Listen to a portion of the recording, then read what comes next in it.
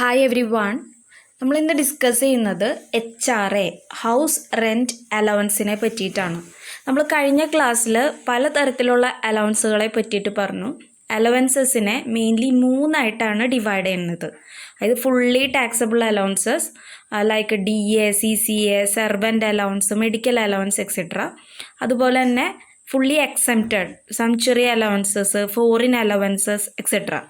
പിന്നെ നമ്മൾ പറഞ്ഞ ഒരു കാറ്റഗറി എന്ന് പറയുന്നത് സ്പെഷ്യൽ അലവൻസസ് അല്ലെങ്കിൽ പാർട്ട്ലി എക്സെംപ്റ്റഡ് അലവൻസസ് ആണ്. ഈ അലവൻസസിൻ്റെ കേസിൽ നമ്മൾ പറഞ്ഞു ഇതിനകത്ത് ചില കണ്ടീഷൻസ് അറ്റാച്ച്ഡ് ആണ്. അല്ലെങ്കിൽ ഈ സ്ക്രീനിൽ കാണുന്നത് പോലെ ഓരോ അലവൻസസിനും ഒരു പർട്ടിക്കുലർ എമൗണ്ട് വരെ നമുക്ക് എക്സെംപ്റ്റഡ് ആയിട്ടുള്ള അലവൻസസ് ആണ് സ്പെഷ്യൽ അലവൻസസ് അല്ലെങ്കിൽ partly exempted allowances.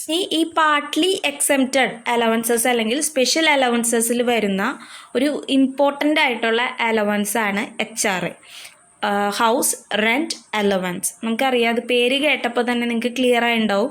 House rent, അതായത് ഒരു വ്യക്തി, ഒരു എംപ്ലോയി റെൻറ്റഡ് ഹൗസിൽ താമസിക്കുമ്പോൾ അതിൻ്റെ എക്സ്പെൻസസ് മീറ്റ് ചെയ്യാനായിട്ട് എംപ്ലോയർ എംപ്ലോയിക്ക് കൊടുക്കുന്ന, റെഗുലറായിട്ട് കൊടുക്കുന്ന ആ ഫിക്സ്ഡ് സം ഓഫ് മണിയാണ് ഹൗസ് റെൻറ്റ് അലവൻസ് എന്ന് പറയുന്നത്. So HRA is an allowance given by the employer to employee meet the expenses of living in a rented accommodation. നമ്മൾ സാലറിയുടെ കോമ്പണൻസ് എടുക്കുമ്പോൾ ഏറ്റവും ഇമ്പോർട്ടൻ്റ് ആയിട്ടുള്ളൊരു കോമ്പണൻ്റ് ആണ് HRA. പ്രൈവറ്റ് സെക്ടറിലുള്ള ആൾക്കാരും പബ്ലിക് സെക്ടറായിട്ടുള്ള ആൾക്കാരും നമ്മൾ സാലറിയുടെ കൂടെ കൊടുക്കുന്ന ഒരു അലവൻസ് ആണ് HRA എന്ന് പറയുന്നത്. അപ്പോൾ ഈ HRA എന്ന് പറയുന്ന ഈ അലവൻസിനെ നമ്മളൊരു സ്പെഷ്യൽ അലവൻസ് ആയിട്ടാണ് കണക്കാക്കുന്നത്. ബിക്കോസ് ഇതിൽ ഒരു കണ്ടീഷൻസ് പ്രകാരം ചില എക്സംഷൻസ് ഇൻകം ടാക്സ് അലോ ചെയ്തിട്ടുണ്ട്.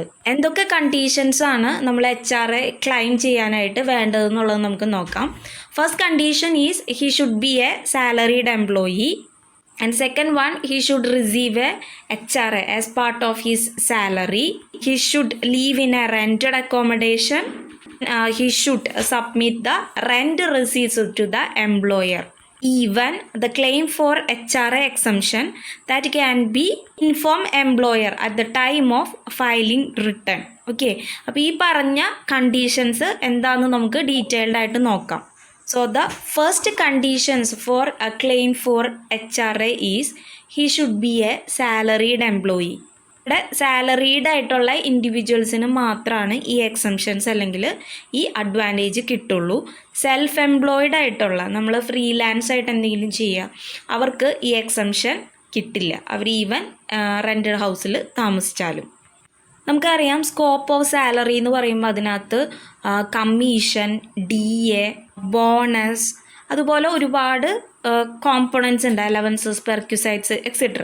അപ്പം അതുപോലെ സാലറി പാക്കേജ് നമ്മൾ എടുക്കുമ്പോൾ അതിൽ ഡെഫിനറ്റ്ലി നമ്മൾ കൊടുത്തിരിക്കുന്ന ഒരു സംഭവമായിരിക്കണം HRA എന്ന് പറയുന്നത്. ഓക്കെ, അല്ലെങ്കിൽ CTC മീൻസ് അത് കോസ്റ്റ് ടു ദ കമ്പനി എന്ന് പറയും. എംപ്ലോയർക്ക് എംപ്ലോയിന്മേൽ വരുന്ന എക്സ്പെൻസസിനെയാണ് നമ്മൾ CTC എന്ന് പറയുക. ആ കാൽക്കുലേഷനിൽ നമ്മൾ HRA ഉൾപ്പെടുത്തിയിരിക്കണം. അതാണ് രണ്ടാമത്തെ ഒരു condition. Okay, so HRA should be the part of the basic salary. Then third condition is very important, that is the person who claim for HRA should be live in a rented accommodation. അതായത് ഇവിടെ ആ വ്യക്തി ഒരു rented ഹൗസിൽ താമസിച്ചിരിക്കണം. അതിന് actually ഒരു rent ആ വീടുമേൽ കൊടുത്തിരിക്കണം. ആ കേസിൽ മാത്രമേ നമുക്ക് HRA ക്ലെയിം ചെയ്യാനായിട്ട് സാധിക്കുള്ളൂ. നമ്മളൊരു സെൽഫായിട്ട് നമ്മുടെ സ്വന്തം ആ വീടിനകത്ത് താമസിക്കുകയാണ്. ആ കേസിൽ നമുക്ക് എന്ത് ചെയ്യാൻ പറ്റില്ല, ഈ HRAക്ക് വേണ്ടിയിട്ട് അപ്ലൈ ചെയ്യാനായിട്ട്, ആ ക്ലെയിമിന് വേണ്ടി അപേക്ഷിക്കാനായിട്ട് പറ്റില്ല. ഡെഫിനറ്റ്ലി അറിയാം, നമ്മുടെ സ്വന്തം പ്രോപ്പർട്ടിക്ക് നമ്മൾ റെൻറ്റ് കൊടുക്കില്ല. പക്ഷേ ഇവിടെ ഒരു ക്വസ്റ്റ്യൻ എന്ന് പറയുന്നത്, നമ്മൾ ഇപ്പോൾ പാരൻസിൻ്റെ പ്രോപ്പർട്ടി ആണെന്ന് വിചാരിക്കുക, പാരൻസിൻ്റെ ഹൗസാണ്. പാരൻസിന് റെൻറ്റ് കൊടുത്തുകൊണ്ട് നമ്മൾ ഒരു റെൻറ്റ് സർട്ടിഫിക്കറ്റ് മേടിച്ചിട്ട് നമുക്ക് വേണമെങ്കിൽ എന്ത് ചെയ്യാം, we can claim for HRA. അത് ഇതിൻ്റെ ഒരു എക്സംഷനാണ്. Okay, if we leave in parents house. Okay, the next one is inform the employer about rent paid by submitting rent receipts. അതായത് നമ്മളിവിടെ HRAക്ക് ക്ലെയിം ചെയ്യുന്നതിന് മുൻപ് നമ്മൾ റെൻറ്റ് ഫുള്ളായിട്ട് കൊടുത്ത് ആ റെൻറ്റ് റെസീറ്റ്സ് എംപ്ലോയറിനെ സബ്മിറ്റ് ചെയ്തിരിക്കണം. അതുപോലെ തന്നെ annual rent exceeds 1 lakh rupees, 1 lakhന് മേലെയാണ് ആനുവൽ റെൻറ്റ് എന്ന് വെച്ച് കഴിഞ്ഞാൽ ലാൻഡ് ലോഡിൻ്റെ പാനും കൂടെ നമ്മളിങ്ങനെ ക്ലെയിം ചെയ്യുമ്പോൾ എൻക്ലോസ് ചെയ്തിരിക്കണം. So it is very essential to inform the employer about the rent paid by submitting rent receipts, and also the annual rent exceeds 1 lakh rupees, then we have to disclose the landlord's PAN before we claim to HRA. So these are the conditions for claiming HRA. HRA is an allowance provided by employer to employee to meet the expenses of a rented house. For getting exemptions in HRA allowance, we should follow certain conditions. This is only available for salaried employees. HRA should be included in salary package. Person should live in rented house. He should definitely pay rent to the landlord, as well as inform the employer by submitting rent receipts, and his annual rent exceeds 1 lakh, he should disclose the landlord's PAN also. And also, even we forget to claim on the return, you can inform the employer in the time of filing the return also. Okay, and we gonna discuss about the conditions for getting exemptions for HRA. എക്സംഷൻസിൻ്റെ conditions പറയുമ്പോൾ mainly ഈ 4 കോമ്പണൻസിൻ്റെ base ചെയ്തിട്ടാണ് നമ്മൾ 3 conditions പറയുന്നത്. ഒന്ന് salary. ഈ salary എന്ന് പറയുന്നത് ബേസിക് സാലറിയും DAയും ഇൻക്ലൂഡ് ചെയ്തിട്ടുള്ള സാലറിയാണ്. അതുപോലെ തന്നെ HRA, പിന്നെ നമ്മൾ റെൻറ്റ് കൊടുത്തിട്ടുള്ള റെൻറ്റിൻ്റെ ബേസിസിലും, അതുപോലെ തന്നെ നമ്മുടെ റെൻറ്റഡ് ഹൗസിൻ്റെ ലൊക്കേഷൻ എവിടെയാണ്. ഈ 4 കാര്യങ്ങൾക്കനുസരിച്ചിട്ടാണ് നമ്മൾ HRAയുടെ കണ്ടീഷൻസ് പറയുന്നത്. So the conditions for HRA based on 4 components. One is salary. That salary includes basic salary plus DA. Then HRA, actual rent paid by the employee to landlord, and also the location of rented house.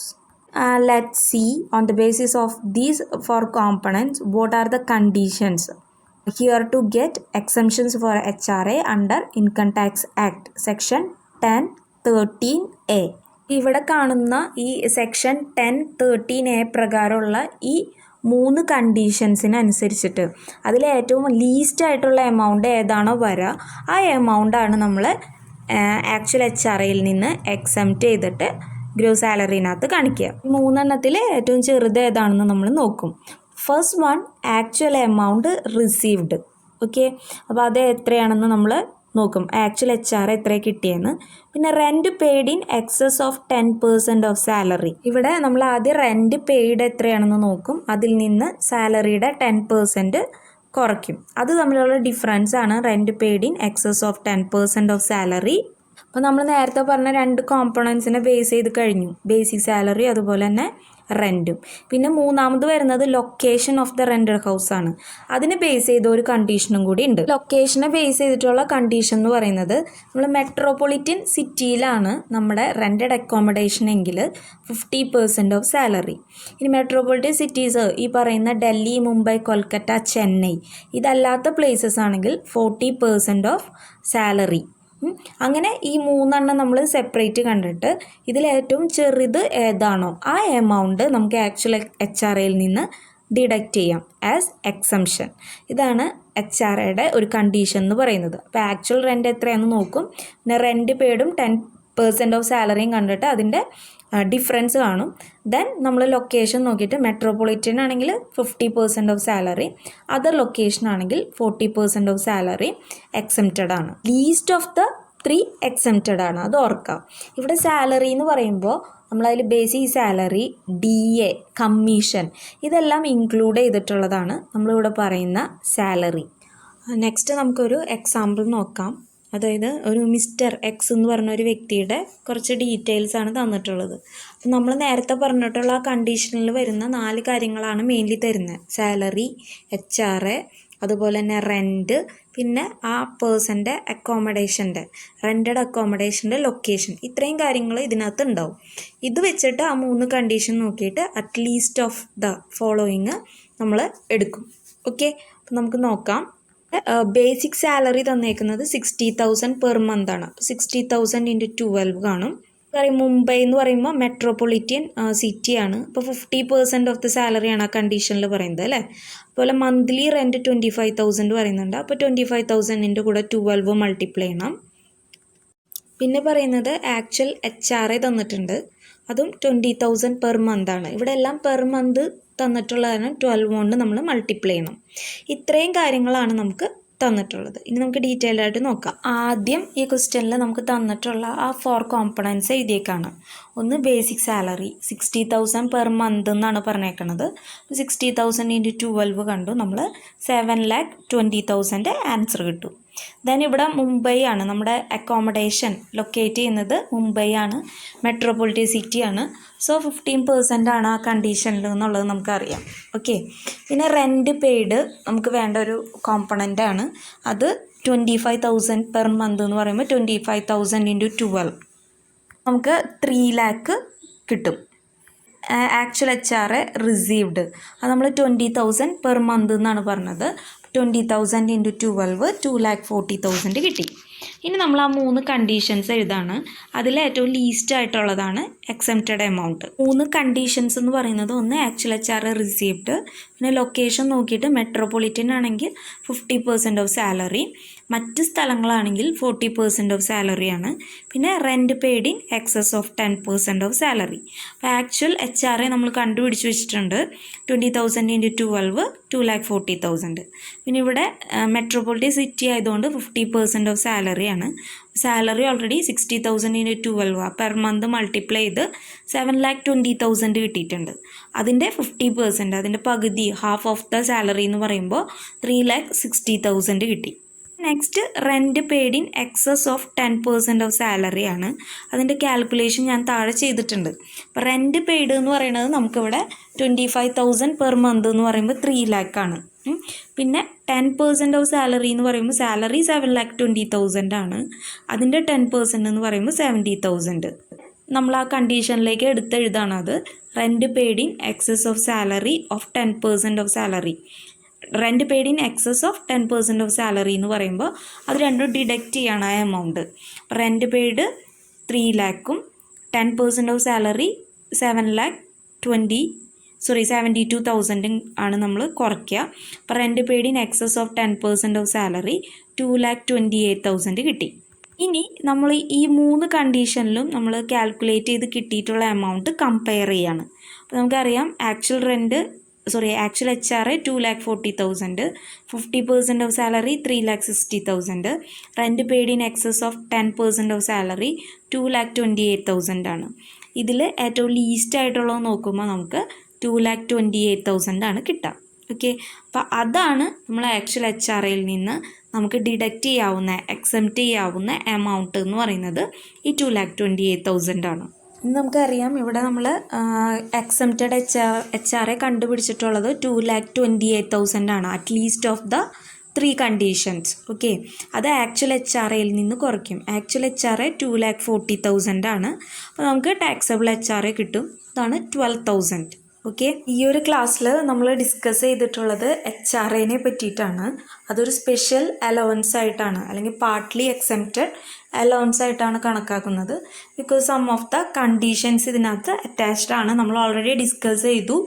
3 conditions ആണ് ഇതിൽ included ആയിട്ടുള്ളത്. അപ്പോൾ ഇതിൽ mainly പറയുന്ന ഒരു കാര്യം, നമുക്കിത് claim ചെയ്യണമെങ്കിൽ നമ്മളൊരു റെൻറ്റഡ് ഹൗസ് ഉണ്ടായിരിക്കണം. എംപ്ലോയിക്ക് എക്സ്പെൻസസ് മീറ്റ് ചെയ്യാനുള്ള HRA അലവൻസ് ആയിട്ട് കൊടുത്തിരിക്കും. എംപ്ലോയി ഇതിന് ഡെഫിനറ്റ്ലി റെൻറ്റ് ലാൻഡ് ലോഡിന് കൊടുത്തിരിക്കണം. അതുപോലെ തന്നെ 3,000 റുപ്പീസിനേക്കാളും മേലെയാണ് എംപ്ലോയി HRA റിസീവ് ചെയ്യണമെന്ന് വെച്ച് കഴിഞ്ഞാൽ റെൻറ്റ് റെസീറ്റ്സ് എംപ്ലോയറിന് ആഫ്റ്റർ റെൻറ്റ് പെയ്ഡ് ചെയ്തതിന് ശേഷം കൊടുത്തിരിക്കണം HRAക്ക് ക്ലെയിം ചെയ്യണമെങ്കിൽ.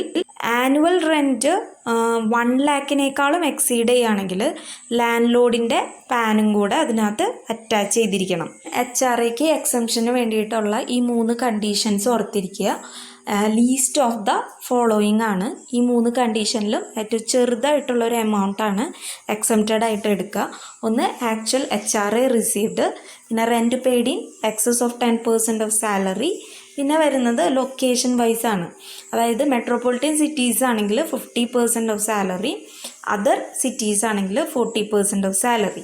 ഇതിൽ ലീസ്റ്റ് ആയിട്ടുള്ളത് നമുക്ക് എക്സംഷന് ക്ലെയിം ചെയ്യാം. After watch this video you have to submit a note on these following questions. What is HRA? What are the conditions for claiming HRA? And how to calculate exempted HRA? Okay, thank you so much.